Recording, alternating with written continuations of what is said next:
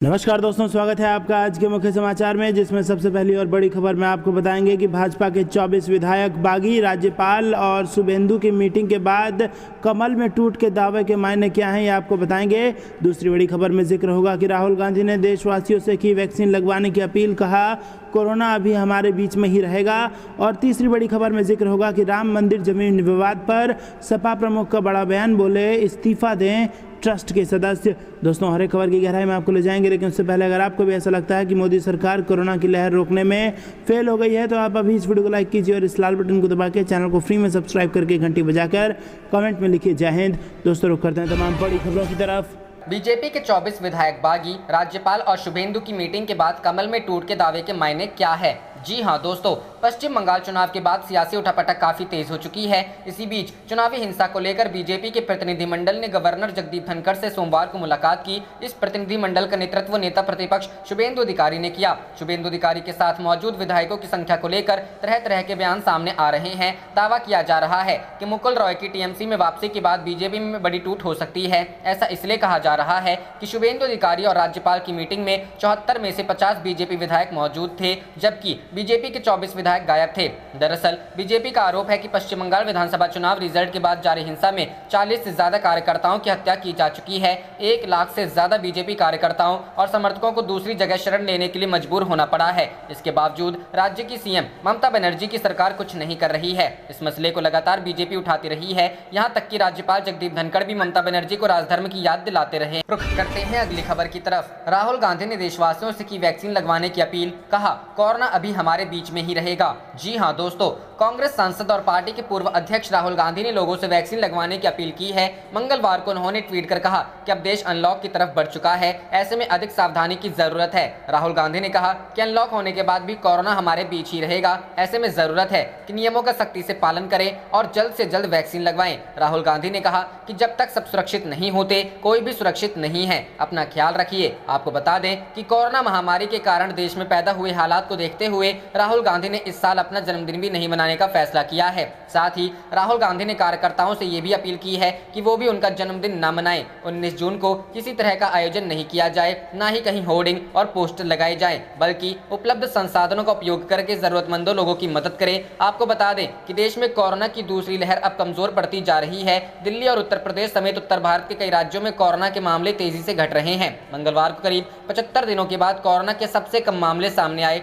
मंगलवार को देश में 60,471 नए केस सामने आए हैं, जबकि 2,726 लोगों की मौत हो गई है। अभी तक देश में कोरोना से कुल 3,77,031 मरीजों की जान जा चुकी है। रुख करते हैं अगली खबर की तरफ। राम मंदिर जमीन विवाद पर सपा प्रमुख बोले इस्तीफा दे ट्रस्ट के सदस्य। जी हां दोस्तों, उत्तर प्रदेश में अगले साल विधानसभा चुनाव होना है और उससे पहले ही राज्य में राजनीतिक गतिविधियां तेज हो गई हैं। इन्हीं मसलों पर उत्तर प्रदेश के पूर्व मुख्यमंत्री अखिलेश यादव ने आज तक से खास बातचीत की। अखिलेश यादव ने साफ किया कि समाजवादी पार्टी विधानसभा चुनाव में किसी बड़े दल से गठबंधन नहीं करेगी। वहीं राम मंदिर की जमीन पर हुए विवाद को लेकर अखिलेश ने कहा कि ट्रस्ट के सदस्यों को इस्तीफा देना चाहिए। पंचायत चुनावों में बेहतर प्रदर्शन को लेकर अखिलेश ने लोगों का धन्यवाद किया। साथ ही कहा कि चुनावों में बड़े पैमाने पर बेईमानी की कोशिश की गई, प्रशासन ने लोगों पर दबाव बनाया, लेकिन इस सब के बाद भी समाजवादी पार्टी प्रत्याशी के सबसे अधिक जीते हैं। अखिलेश ने कहा कि केंद्र प्रदेश में बीजेपी की सरकार है, फिर भी ये बुरी तरह हारे हैं। लोकतंत्र की खराब चीजों को अपनाने का काम भाजपा कर रही है। हर जगह झूठे मुकदमे करवा रहे हैं, पैसों का लालच दे रहे हैं और दबाव बनाकर चुनाव जीतना चाहते हैं। अयोध्या में राम मंदिर की जमीन पर घोटाले के आरोप को लेकर अखिलेश यादव ने कहा कि सुप्रीम कोर्ट के फैसले के बाद देश की जनता ने माना कि राम मंदिर बन रहा है। अगर वहां से भ्रष्टाचार की खबरें आए तो कम से कम ट्रस्ट के सदस्यों को पद से इस्तीफा देना चाहिए। अगर मर्यादा पुरुषोत्तम राम को लेकर कोई काम हो रहा है और ऐसा आरोप लगे तो ट्रस्ट के सदस्यों को इस्तीफा देना चाहिए। अखिलेश यादव ने सवाल किया कि अयोध्या में धर्मपुर के लोग यहाँ आए थे और वो एयरपोर्ट के लिए जमीन देने की बात कही थी, लेकिन सरकार ने 6 गुना मुआवजा देने से इनकार कर दिया। अखिलेश यादव ने कहा कि इस बार बीजेपी कितने भी नेताओं को तोड़ ले, लेकिन जनता ने मन बना लिया है कि बीजेपी को सबक सिखाना है। यूपी में नौकरी नहीं है, हर मोर्चे पर यूपी पीछे हो गया है, किसान आत्महत्या कर रहा है, कर्ज माफ नहीं हो रहा है। अखिलेश ने कहा कि अगर विपक्ष बटा हुआ है फिर भी जनता बीजेपी को हटाने का मन बना चुकी है। अखिलेश यादव ने बताया कि आज पुलिस हो या अधिकारी, हर जगह जाति के नाम पर पक्षपात हो रहा है। बीजेपी के विधायक मंत्री ही कोरोना काल में भ्रष्टाचार की बात सामने रखी है। बीजेपी सरकार के अच्छे काम को लेकर अखिलेश ने कहा कि सिर्फ ये अच्छा है कि इनके कार्यकाल में 6 महीने ही रुख करते हैं अगली खबर की तरफ। विरोध प्रदर्शन करना आतंकवाद नहीं, दिल्ली दंगा केस में कार्यकर्ताओं को जमानत देते हुए हाईकोर्ट। जी हां दोस्तों, दिल्ली हाईकोर्ट ने दिल्ली दंगा मामले में दिवंगना कलिता, नताशा नारवाल और जामिया के स्टूडेंट आसिफ इकबाल तनहा को जमानत दे दी है। इन्हें उत्तर पूर्वी दिल्ली हिंसा मामले में UAPA एक्ट के तहत पिछले साल गिरफ्तार किया गया था। इन्हें जमानत देते हुए हाईकोर्ट ने कहा, विरोध प्रदर्शन करना आतंकवाद नहीं है। जमानत इस आधार पर दी गई है कि ये अपना पासपोर्ट को सरेंडर करेंगे और ऐसी किसी भी गैरकानूनी गतिविधि में शामिल नहीं होंगे जिससे जांच किसी भी तरह से प्रभावित होती हो। गौरतलब है कि नताशा नारवाल और दिवंगना कलिता दिल्ली स्थित महिला अधिकार ग्रुप पिंजरा तोड़ के सदस्य हैं, जबकि आसिफ जामिया मिलिया इस्लामिया का स्टूडेंट है। गौरतलब है कि फरवरी 2020 में दिल्ली में हुई हिंसा में 50 से अधिक लोगों की मौत हुई है। हिंसा के दौरान कई दुकानों को फूंक दिया गया था और सार्वजनिक संपत्ति को नुकसान पहुंचाया गया था। विवादित सिटीजनशिप लॉ को लेकर यह हिंसा हुई थी। नताशा नारवाल को पिछले माह अपने पिता महावीर नारवाल के अंतिम संस्कार के 3 हफ्ते के लिए अंतरिम जमानत मंजूरी की गई थी। महावीर कम्युनिस्ट पार्टी के सीनियर मेंबर थे और कोरोना वायरस के संक्रमण में आने के कारण उनकी मौत हो गई थी। वह 31 मई को आदेश के मुताबिक जेल वापस लौटी थी। नताशा और दिवंगना को दंगों से जुड़े साजिश के मामले में पिछले साल फरवरी में गिरफ्तार किया गया था। इन्हें इससे पहले ही इसी से मिलते जुलते आरोपों दिल्ली के जाफराबाद इलाके में नागरिकता कानून के दंगों से संबंधित मामले में गिरफ्तार किया गया था, लेकिन जमानत दे दी गई थी। पहली जमानत के आदेश के बाद ही दिल्ली पुलिस ने नताशा और दिवंगना को दूसरी बार गिरफ्तार कर लिया। रुख करते हैं अगली खबर की तरफ। पंचायत चुनाव में हार से परेशान भाजपा कर रही है सपा नेताओं का शोषण, अखिलेश यादव ने कहा। जी हां दोस्तों, उत्तर प्रदेश के पूर्व मुख्यमंत्री व समाजवादी पार्टी के अध्यक्ष अखिलेश यादव ने भाजपा सरकार पर सपा कार्यकर्ताओं के शोषण करने का आरोप लगाया। अखिलेश ने कहा, प्रदेश के पंचायत चुनावों में भाजपा बुरी तरह पराजित हुई है। आगामी विधानसभा चुनावों में भी उसने अपना भविष्य अंधकारमय दिख रहा है। इसलिए एक और जहां वह विपक्ष के और खासकर समाजवादी पार्टी के नेताओं के विरुद्ध उत्पीड़न की कार्रवाइयां कर रही है, वहीं दोहरा चरित्र दिखाते हुए भाजपाई नेता और विधायकों की अवैध कार्रवाइयों का खुला समर्थन दे रही है। अधिकारियों को भी वह अपने स्वार्थ का मोहरा बनाने की कोशिशों में लगी है, जिससे प्रशासकीय क्षेत्रों में भी असंतोष पनप रहा है। अखिलेश ने कहा, कोविड के नाम पर भाजपा समाजवादी पार्टी के नेताओं को निशाना बना रही है, जबकि भाजपा नेता विधायक खुलेआम कोविड प्रोटोकॉल का उल्लंघन करते हुए नियम कायदों की धज्जियां उड़ा रहे हैं। भाजपा की हिटलरशाही का उदाहरण है कि हरदोई के पाली थाना क्षेत्र में बैठक कर रहे समाजवादी कार्यकर्ताओं पर पुलिस ने समाजवादी पार्टी के पूर्व जिलाध्यक्ष सहित 13 लोग नामजद किया है और 120 अज्ञात लोगों पर मुकदमा दर्ज किया है। भाजपाई चाहे जितनी तादाद में मिले और बैठ के करे, उन पर पुलिस चुप रहती है। यादव ने कहा कि औरैया में समाजवादी पार्टी के नेता जिला पंचायत सदस्य अवनेश खटीक के घर पहुंचकर राजस्व विभाग की टीम ने अभद्र व्यवहार किया। राजनीतिक द्वेष के चलते फर्जी मुकदमों में फंसाने के साथ समाजवादी पार्टी के नेता का मकान तोड़ने की भी धमकी दी गई है।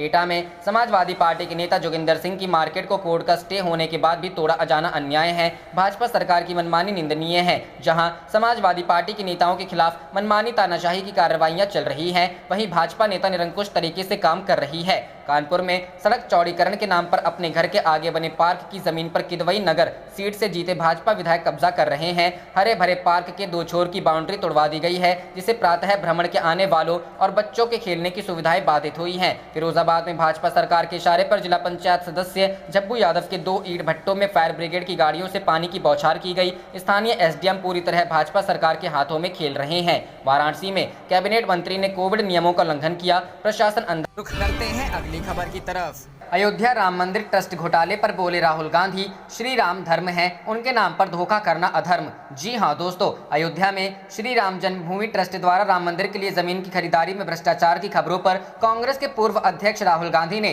केंद्र सरकार पर हमला बोला है। राहुल गांधी ने इस कथित घोटाले को अधर्म बताया है। उन्होंने ट्वीट कर कहा कि श्री राम स्वयं न्याय है, सत्य है, धर्म है, उनके नाम पर धोखा अधर्म है। अपने इस ट्वीट में राहुल गांधी ने #राम मंदिर घोटाला भी लिखा है। इसके अलावा कांग्रेस ने श्री राम जन्मभूमि तीर्थ क्षेत्र ट्रस्ट से संबंधित जमीन सौदे में लगे भ्रष्टाचार के आरोप को लेकर प्रधानमंत्री नरेंद्र मोदी से जवाब मांगा है। पार्टी के वरिष्ठ प्रवक्ता रणदीप सुरजेवाला ने कहा कि पीएम मोदी को इस घोटाले पर जवाब देना चाहिए। इतना ही नहीं, सुरजेवाला ने यह भी कहा कि उच्चतम न्यायालय की निगरानी में इसकी जांच होनी चाहिए। पार्टी के मुख्य प्रवक्ता रणदीप सुरजेवाला ने उच्चतम न्यायालय यह आग्रह किया है कि वह मंदिर निर्माण के चंदे के रूप में प्राप्त राशि व खर्च का न्यायालय के तत्वाधान में ऑडिट करवाएं तथा चंदे से खरीदी गई सारी जमीन की कीमत को लेकर भी जांच करें। वहीं कांग्रेस महासचिव प्रियंका गांधी ने इसे आस्था का अपमान बताया है। प्रियंका गांधी ने ट्वीट कर कहा, करोड़ों लोगों ने आस्था श्रद्धा और भक्ति के चलते भगवान के चरणों में चढ़ावा चढ़ाया, उस चंदे का दुरुपयोग अधर्म है, पाप है, उनकी आस्था का अपमान है। रुख करते हैं अगली खबर की तरफ। योगी राज में घट गई यूपी की जीडीपी, बेरोजगारी 2.5 गुना से भी ज्यादा बढ़ी।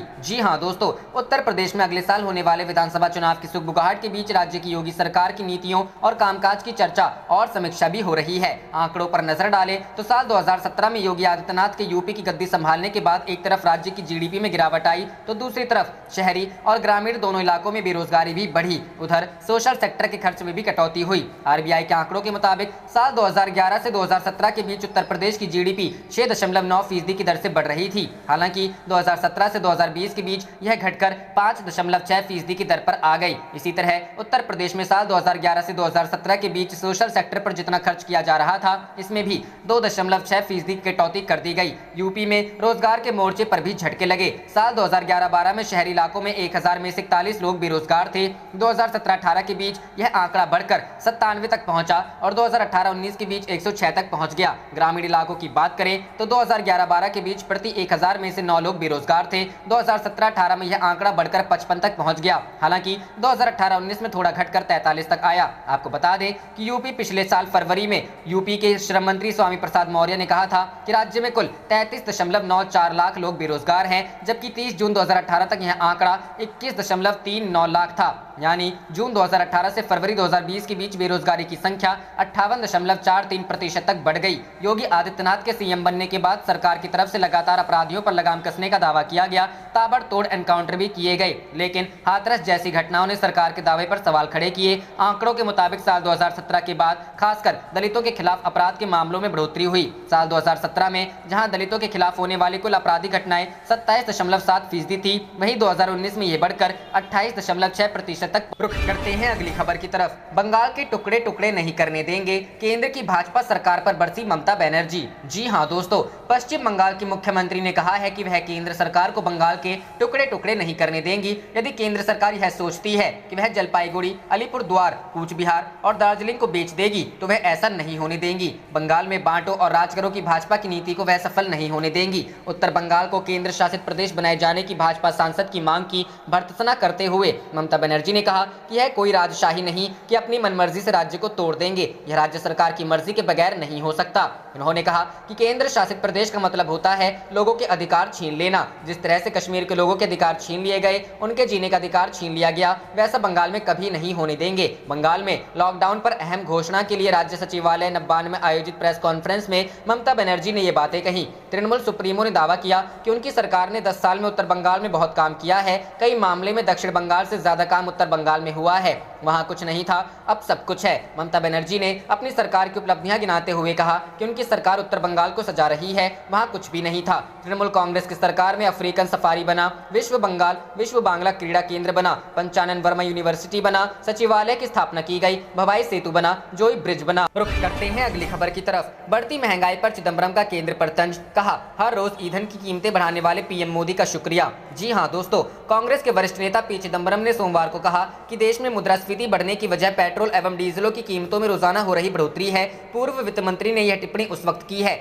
जब खुदरा मुद्रास्फीति मई महीने में उछलकर 6.3% पहुंच गई। यह महंगाई दर भारतीय रिजर्व बैंक के संतोषजनक स्तर से ऊंची है। चिदम्बरम ने तंज कसते हुए ट्वीट किया, थोक मूल्य सूचकांक 12.94% है तो उपभोक्ता मूल्य सूचकांक आधारित मुद्रास्फीति 6.3% है। ईंधन और ऊर्जा की महंगाई 37.61% है। प्रधानमंत्री मोदी का धन्यवाद कि पेट्रोल और डीजल की कीमतों में रोजाना बढ़ोतरी हो रही है। उन्होंने यह दावा भी किया कि आंकड़े सरकार के आर्थिक कुप्रबंधन के घोतक भी हैं। रुख करते हैं अगली खबर की तरफ। पेट्रोल डीजल में लगी आग से अब एनडीए में शुरू हुआ मतभेद, जेडीयू ने कहा कीमतें अब चुभने लगी है। जी हां दोस्तों, पेट्रोल डीजल की कीमतों में अप्रत्याशित वृद्धि के खिलाफ अब एनडीए के अंदर से विरोध शुरू हो गया है। बीजेपी की सहयोगी पार्टी जनता दल यूनाइटेड ने सोमवार को कहा कि पेट्रोल डीजल की बढ़ती कीमतें अब चुभने लगी है और भारत सरकार इस पर तत्काल रोक लगाए। पेट्रोलियम मंत्री धर्मेंद्र प्रधान ने सफाई देते हुए रविवार को कहा था कि सरकार को टीकाकरण के लिए 35,000 करोड़ और महामारी के दौरान सामाजिक कल्याण की योजनाओं के लिए अतिरिक्त फंड्स की जरूरत है।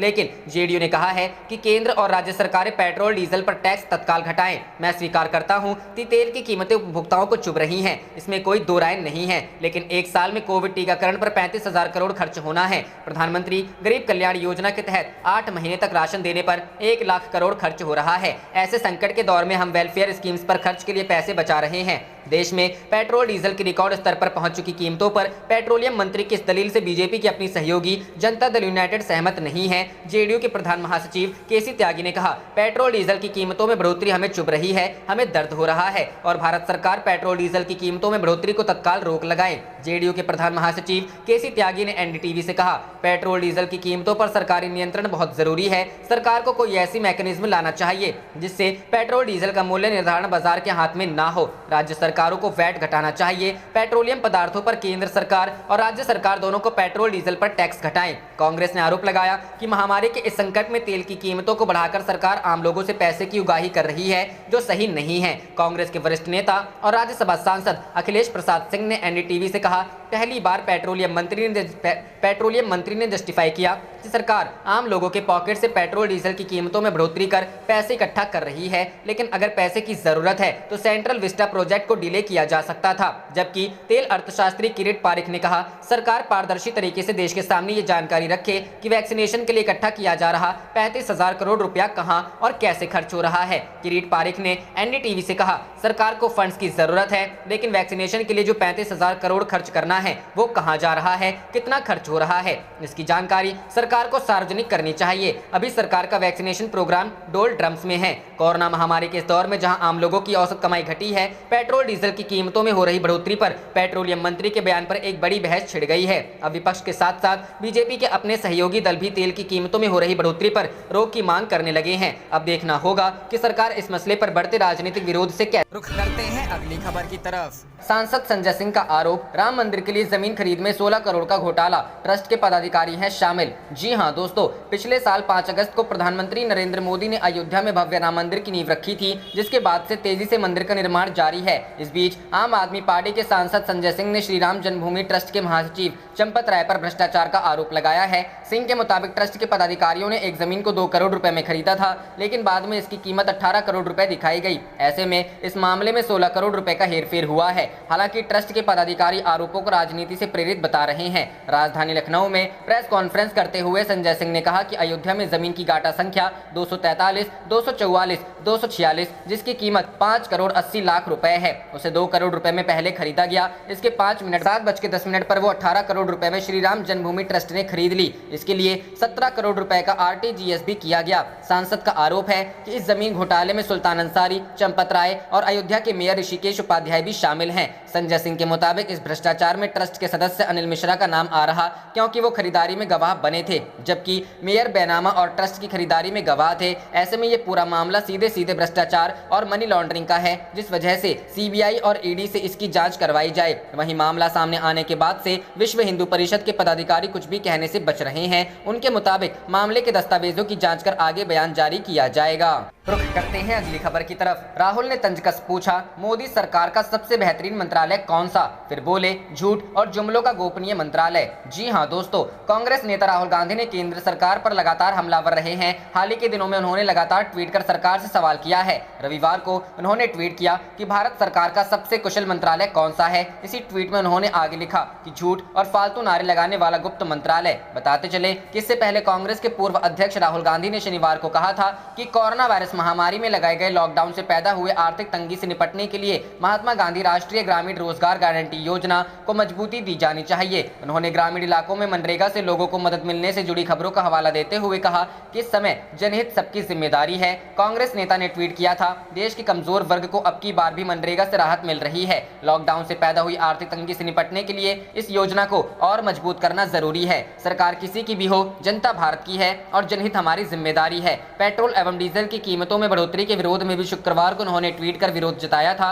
राहुल गांधी ने ट्वीट किया था, GDP गिर रही है, बेरोजगारी बेतहाशा बढ़ रही है, ईंधन की कीमतें आसमान छू रही है। आखिर भाजपा कितने तरीके से भारत को लूटेगी? बताते चले कि इससे पहले कांग्रेस नेता ने मांग की थी कि टीकाकरण केंद्र में बिना ऑनलाइन पंजीकरण के जाने वाले देश के प्रत्येक नागरिकों को टीका लगाया जाना चाहिए। उन्होंने कहा था कि जिनके पास इंटरनेट नहीं है उन्हें भी जीने का अधिकार है। राहुल गांधी ने ट्वीट में लिखा था कि वैक्सीन के लिए ऑनलाइन पंजीकरण ही काफी नहीं है, टीकाकरण केंद्र पर जाने वाले हर उस व्यक्ति को इसका लाभ मिलना चाहिए जिनका ऑनलाइन पंजीकरण नहीं हुआ है, जिनके पास इंटरनेट नहीं है, उन्हें भी जीने का अधिकार। रुख करते हैं अगली खबर की तरफ। अडानी ग्रुप में 43,500 करोड़ निवेश करने वाले 3 विदेशी फंडों के अकाउंट फ्रीज, शेयर धड़ाम। जी हां दोस्तों, नेशनल सिक्योरिटीज डिपॉजिटरी लिमिटेड ने 3 विदेशी फंडों के अकाउंट पर रोक लगा दी है। इन फंडों ने अडानी ग्रुप की कंपनियों में 43,500 करोड़ रुपए का निवेश किया है। इसकी वजह से अडानी समूह की कंपनियों के शेयरों में भारी गिरावट आई है। NSDL ने अल्बुल्ला इन्वेस्टमेंट फंड, क्रेस्टा फंड और APMS इन्वेस्टमेंट फंड के अकाउंट फ्रीज किए हैं। डिपॉजिटरी की वेबसाइट के अनुसार ये अकाउंट 31 मई को या उससे पहले ही फ्रीज किए गए हैं। सभी लिस्टेड कंपनियों के शेयर टूटे।